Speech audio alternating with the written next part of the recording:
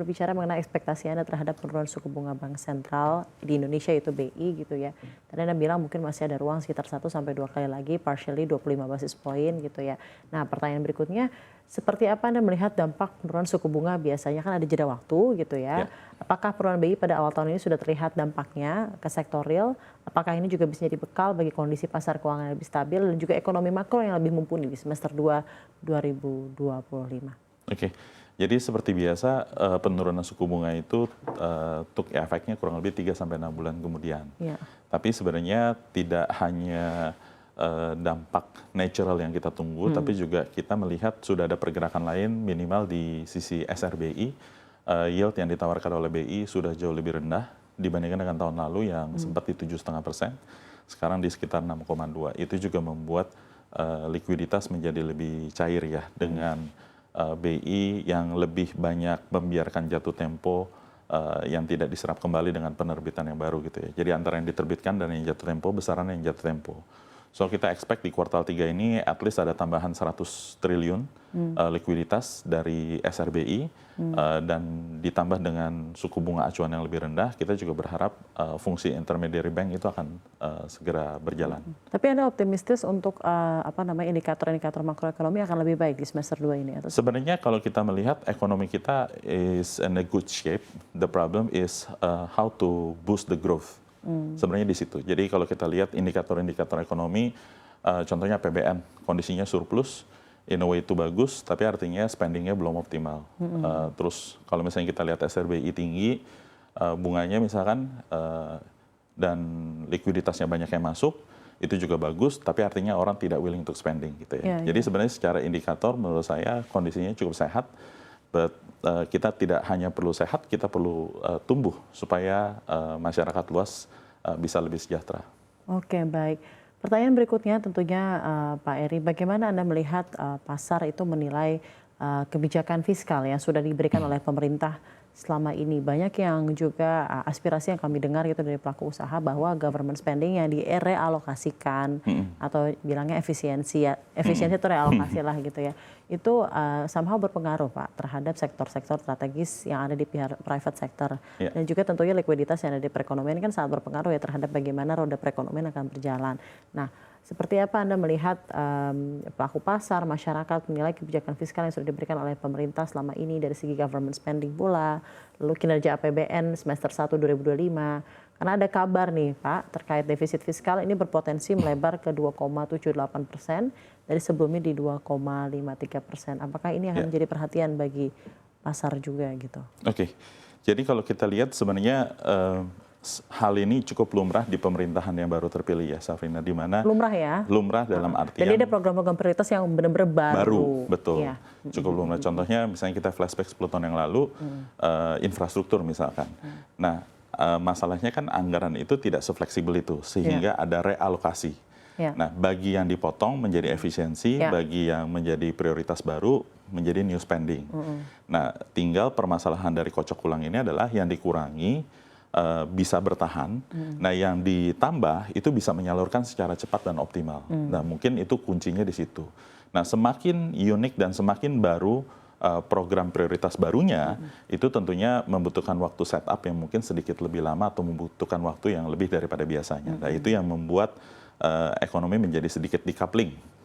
Dalam artian misalkan decoupling karena this is a new government karena new program juga new setup semuanya sehingga uang itu untuk mengalir di program tersebut membutuhkan waktu. Ya contohnya kalau kita bicara MBG makan bergizi gratis butuh setup kitchen, infra, equipment dan lain-lain.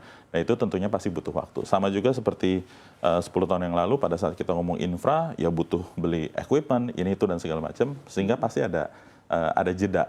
Nah tinggal seberapa besar kocok ulang anggaran ini, ditambah lagi kita juga tahu ada beberapa kementerian yang dipecah misalkan, atau ditambah, nah ini juga non-laktur secara teknis ya, supaya mereka bisa mendapatkan anggaran, bisa spending dan menjalankan programnya, itu semuanya butuh waktu. Unfortunate-nya memang ketemu dengan global volatility, betul. Itu yang sedikit unfortunate. Tapi 4,87 Anda melihatnya secara objektif Pak? Karena tentunya gini, yang disampaikan oleh pemerintah mengenai kemarin 4,87 ya tentunya ada narasi dari masyarakat seperti kayak iya ampun akhirnya 4 gitu ya kan biasanya selalu di atas 5% gitu ya over the previous year gitu. Tapi ternyata 4,87% ini kalau misalnya di counter gitu ya somehow ini salah satu yang paling tinggi gitu dibanding peer countries. Apakah menurut Anda argumentasi itu sepenuhnya benar? Secara ataukah memang menurut Anda ya memang ekspektasinya memang pertumbuhan ekonomi akan di kisaran seperti itu?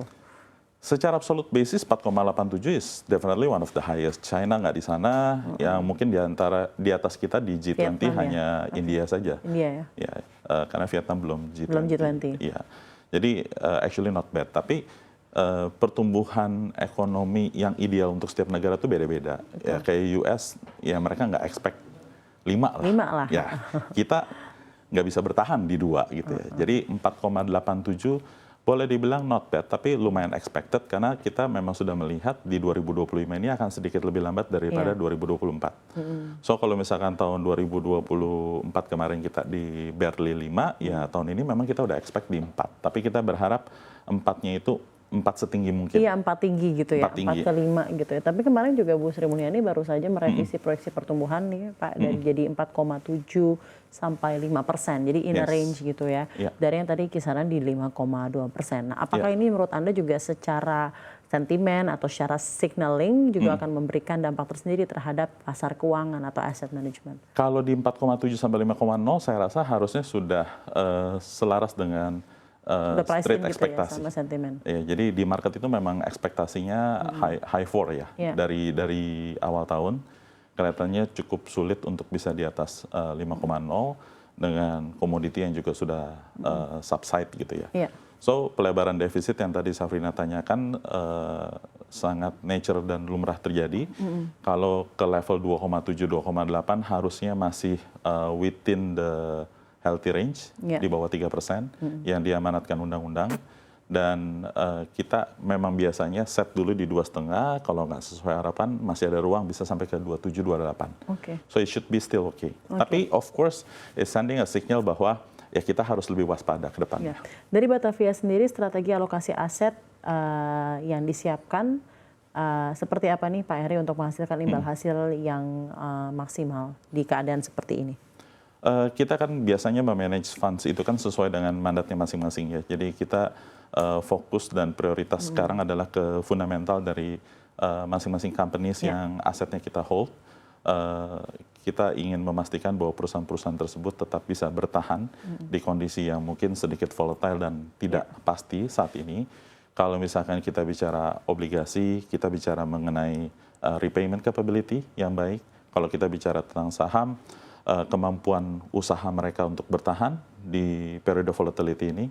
Kalau kita bicara deposito tentunya kesehatan kredit mereka dan juga likuiditas yang mereka miliki. Jadi itu fokus kita untuk mencari nama-nama yang lebih eksotik misalkan, yang lebih tinggi betanya itu kita lebih normalize dulu, kita balik ke fundamental supaya portofolio ini yang penting bisa bertahan dulu melewati ketidakpastian.